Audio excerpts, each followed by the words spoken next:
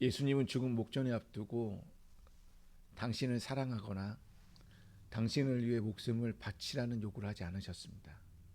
그보다는 당신이 우리를 죽기까지 사랑하신 것처럼 우리도 그렇게 형제 자매들을 사랑할 것을 명하셨습니다. 죽음을 앞둔 예수님께서 유언처럼 제자들에게 서로 사랑하라고 말씀하셨습니다. 이 요한복음 13장 34절 말씀입니다. 새 계명을 너희에게 주노니 서로 사랑하라. 내가 너희를 사랑한 것 같이 너희도 서로 사랑하라. 아멘. 예수님이 인류 역사에 등장하기 전 그리스 로마 시대에 사회 체제는 명예 중심이었습니다. 명예가 되게 중요시 여겼던 사회였습니다. 근데 예수님이 이 세상에 오시고 나서부터 서로 사랑할 것을 명하신 다음부터는 타인에 대한, 이웃에 대한 사랑과 봉사가 사회 체제의 중요한 가치관으로 변화되었습니다. 역사학자인 존 서머비는 이렇게 얘기합니다. 명예 중심의 윤리 체계는 자기 중심적인 윤리다. 반면 사랑 중심의 윤리는 이타적인 윤리다. 명예를 따지면 겸손보다는 자긍심을, 섬김보다는 지배를, 평화보다는 용기를, 수수함보다는 영광을, 만인에 대한 존중보다는 충성을, 평등보다는 간대함을 중시하는 사회라고 얘기하고 있습니다. 그러니까 세속사회에서는 사랑을 명령으로 규정하지 않습니다. 왜냐하면 사랑은 감성적인 거예요. 그러니까 자발적으로 우러나오는 것이라고. 그런데 예수님은 사랑을 명령으로 규정하셨습니다. 사랑해라 라는 걸로. 사랑을 감성이 아닌 의지적인 행위라고 예수님은 규정해 놓았다는 것입니다. 왜 굳이 사랑을 명령으로 규정해 놓았을까요? 이 시간 간단한 실험인데 한번 생각해 보십시오. 누구에게나 싫어하는 사람, 꼴보기 싫어하는 사람이 한두 명은 다 있을 것입니다. 제발 저 사람은 지구를 떠났으면 좋겠다는 사람도 한두 명은 좀 있을 거예요. 마음속에 그 사람을 그리면서 그 사람이 나를 불편하게 만드는 이유를 잠시 한번 생각해 보십시오. 그런 다음 요술 단추가 있다라고 내 오른손에 있다고 한번 생각해 보십시오. 그 단추를 누르기만 하면 나는 그 사람과 즉시 다정하고 친밀한 관계를 맺을 수 있다고 합니다. 어떤 수고도 필요 없어요. 요술 단추를 누르기만 하면 이제 좋은 관계가 될 수 있어요. 자, 그렇다면 단추를 한번 눌러보시죠. 이 실험을 제시한 사람은 인간관계 전문가인 데이비드 번즈라는 사람입니다. 그가 워크숍에서 참석한 사람들에게 요술 단추를 누른 사람을 있냐고 손을 들어보라고 했더니 키득키득 거리기만 하지 사람들이 손을 든 사람이 한 명도 없다고 합니다. 이게 우리의 심보라는 거예요. 우리의 심보는 누군가가 싫으면 그 사람과 가까이 하고 싶지 않은 거예요. 뭐 굳이 봐서 뭐야. 안 봐도 내가 사랑하는데 아무런 문제가 없는데. 싫어하는 사람이랑 굳이 관계를 맺지 않아도 뭐 나는 괜찮은데. 그 사람과의 관계를 개선할 어떠한 방도를 찾을 마음이 없는 거예요. 예수님이 서로 사랑할 것을 명령으로 규정한 것은 인간의 이러한 속마음을 아시기 때문이라는 것입니다. 우리가 감정적으로 사랑하기 싫은 형제 자매라 할지라도 의지적인 노력으로 기울여 볼 것을 주님은 명령하고 있다라는 것입니다. 오늘 본문의 배경은 예수님께서 십자가에 달리시기 전 제자들과 최후의 만찬, 마지막 만찬을 하시는 장면에서 비롯됩니다. 예수님은 가룟 유다가 배반할 것을 아셨고 이에 가룟 유다가 떡을 떼어 주시면서 마음에 하고 싶은 일을 해라라고 떡을 떼어 주셨습니다. 그리고 가룟 유다는 떡을 받고 방으로 나갔습니다. 유다가 방을 나간 후에 주님의 마음이 얼마나 아프고 허전했을까요? 그 마음을 알고 주님께서는 새로운 계명을 포함한 마지막 유언의 형식으로 고별설교를 16장까지 하십니다. 이 유언과도 같은 중요한 말씀에서 예수님께서는 이제 자신이 십자가의 길을 걷게 될 것이다. 그 길을 통해 내가 부활과 승천하게 될 것이고 이로써 세상을 구원하시는 예수 메시아의 사명을 이루어 영광을 받게 될 것이다 라고 선포하셨어요. 그러고 나서 뭐라고 얘기하냐면 이렇게 얘기합니다. 11 제자에게 가장 중요한 가르침인 서로 사랑하라 라고요. 이보다 훨씬 전 갈릴리에서 예루살렘으로 내려오는 길에 제자들 사이에서 이런저런 논쟁이 있었고 불편한 사이가 되었습니다. 마가복음 9장과 10장을 보시게 되면 왜 예수님이 이 시점에서 제자들에게 서로 사랑하라고 명하셨는지 그 이유가 나오는데, 마가복음 9장 33절과 34절을 보시게 되면 예루살렘 내려오는 길에 제자들끼리 서로 토론을 해요. 예수님께서 질문을 해요. 내가 무엇을 토론하고 있느냐라고 얘기하자 제자들이 아무런 대답을 하지 않아요. 왜냐하면 그들은 자신들 가운데 누가 더 크냐라고 서로 다투면서 길을 내려가고 있는 거예요. 그리고 또 마가복음 10장 35절부터 45절까지 우리가 너무나도 잘 알고 있는 이 제자 공동체 안에 예루살렘에 거의 가까이 왔을 때에 제베데의 아들 야고보와 요한이 예수님께 가까이 나아가 은밀히 청탁하는 거예요.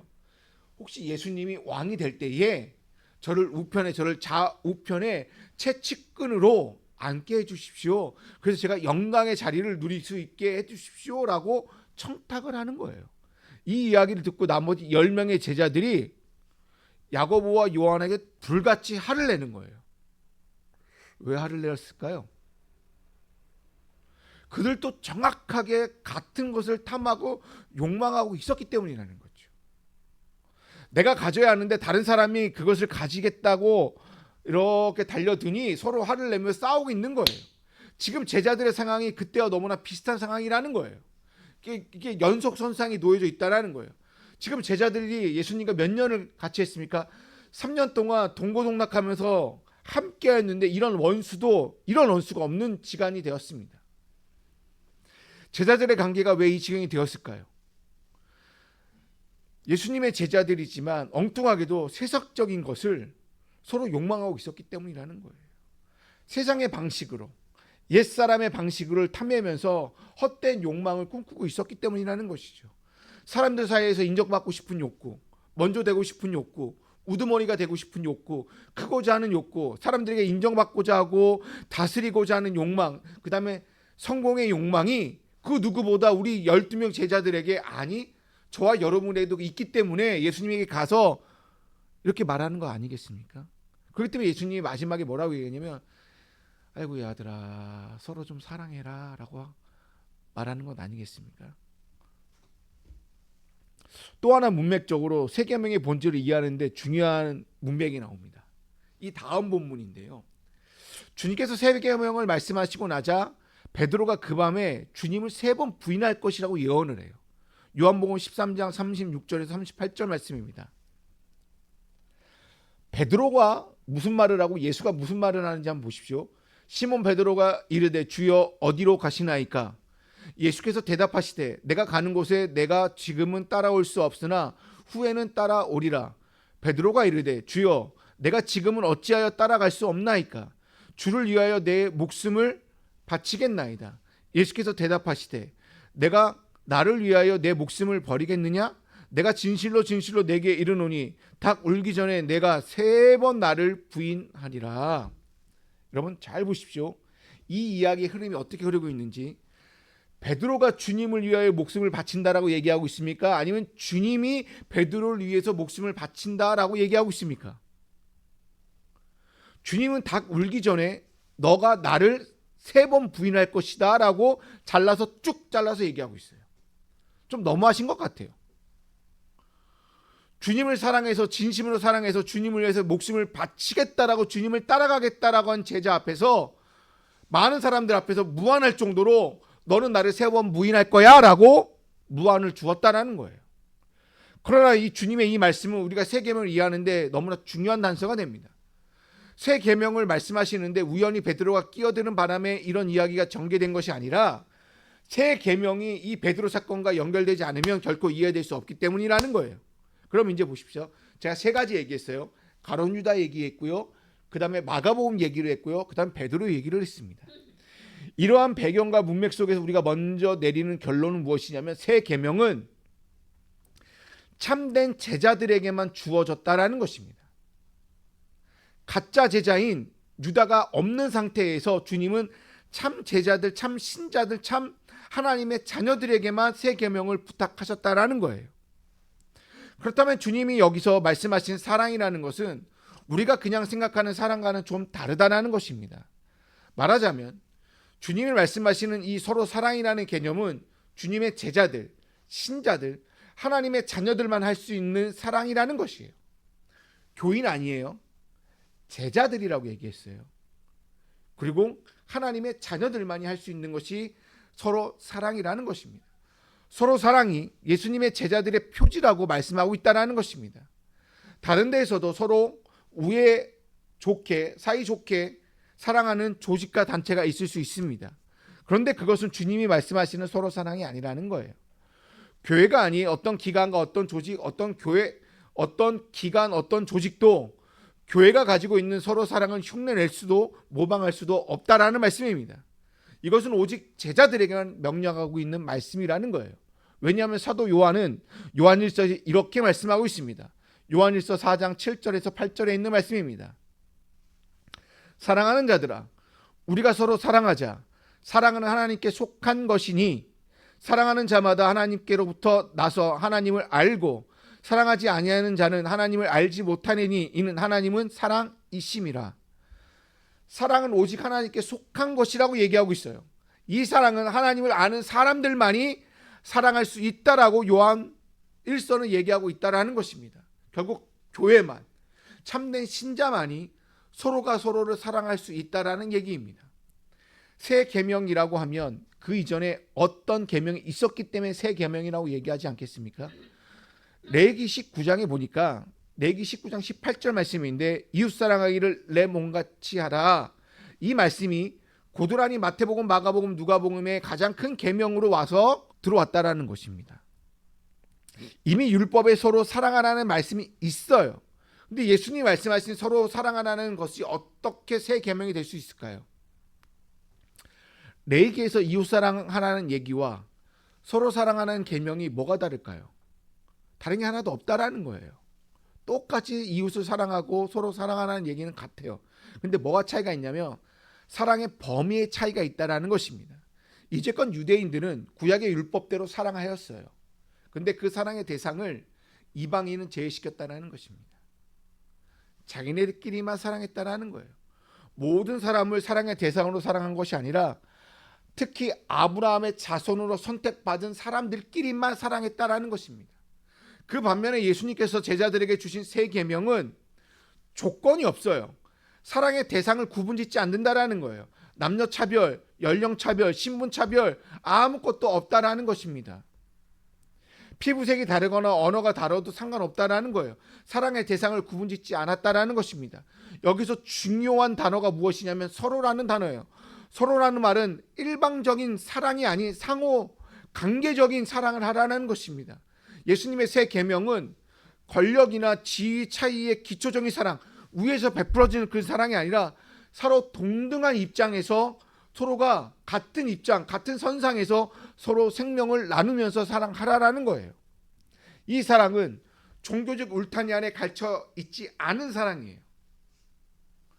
서로 사랑하라는 교회 안에 사랑에 제한되지 않고 모든 타자, 그러니까 모든 사람 할 것 없이 심지어 원수와 배신자에게까지 확장된 사랑으로 이해하라는 거예요. 그럼 여러분에게 질문 하나 던질게요. 가룟 유다가 포함이 될까요? 포함되지 않을까요? 서로 사랑할 때. 가룟 유다를 없이 지금 예수님은 제자들 11명에게 서로 사랑하라고 얘기했어요. 그렇죠? 그럼 여기서 서로 사랑하라는 말이 가룟 유다도 포함될까요? 포함되지 않을까요? 제자들에게는. 포함돼야 되는 거죠.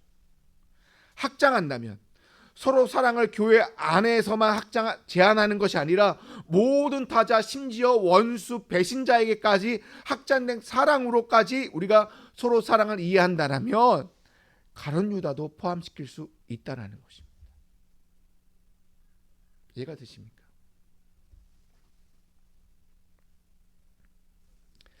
예전에 사역할 때 보면 교회 안에서 종종 그 사랑의 대상을 구분짓는 경우를 보게 됩니다. 그게 꼭 장례 때 그래요. 교구나 선교회 활동을 하지 않거나 새가족 가정에 장례가 일어나면 성도님들이 거의 가지 않아요. 그래서 교구 목사가 그 장례 갈 때 너무나도 미안해요. 너무나 적은 인원이 가기 때문에. 이런 데일수록 더 많이 가서 이렇게 사랑을 나눠주면 좋은데 실상은 선뜻 장례식장에 가는 게 부담스러운지 많은 사람들이 가지 않습니다. 왜 그런지 아십니까? 관계가 형성되지 않았기 때문에. 그리고 기브 앤 테이크가 너무나 만연되어 있기 때문에 사랑의 방식이 한정 짓다 보니까 이런 데 참석하지 않는 거예요.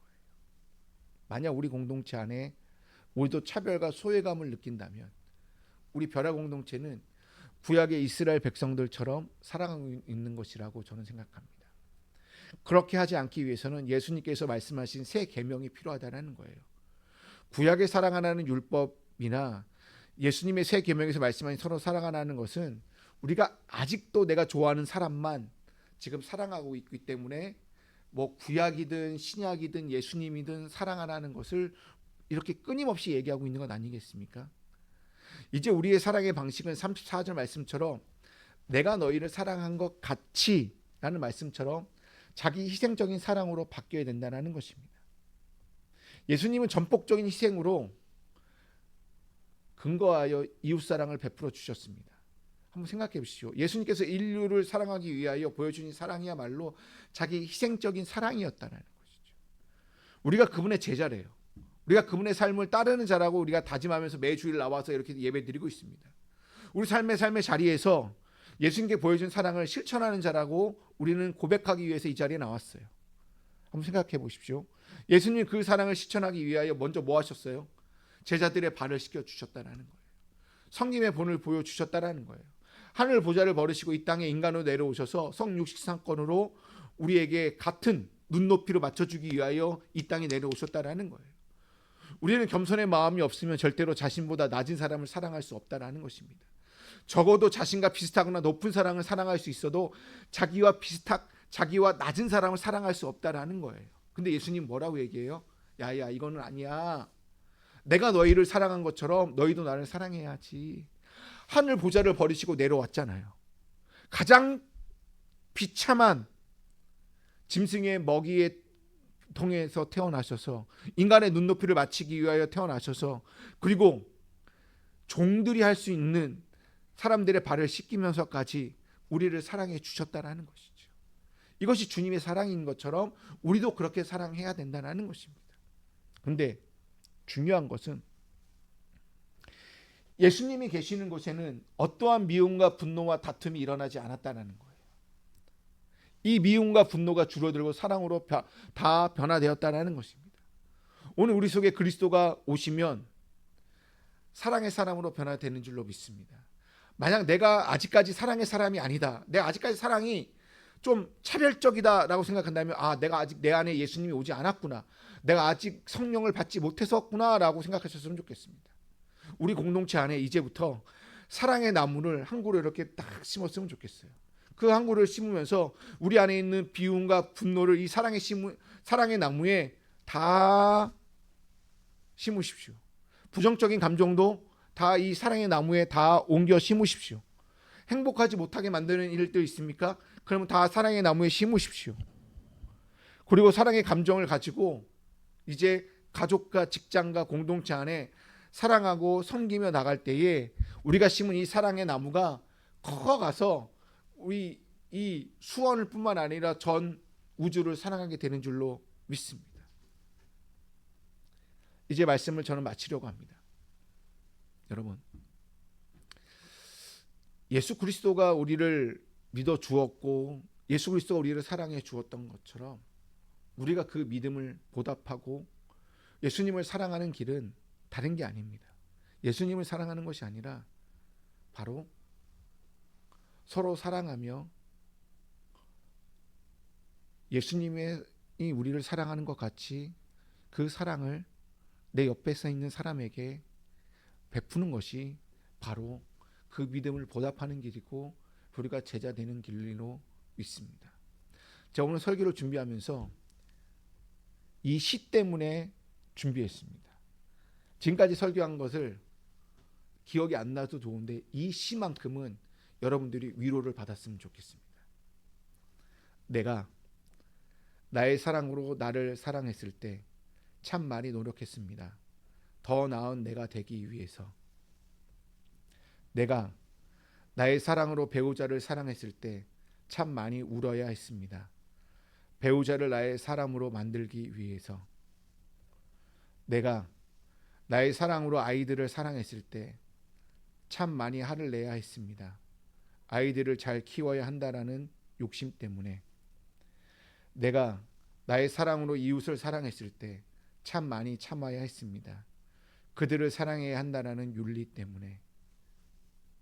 이제는 주님의 사랑으로 사랑합니다.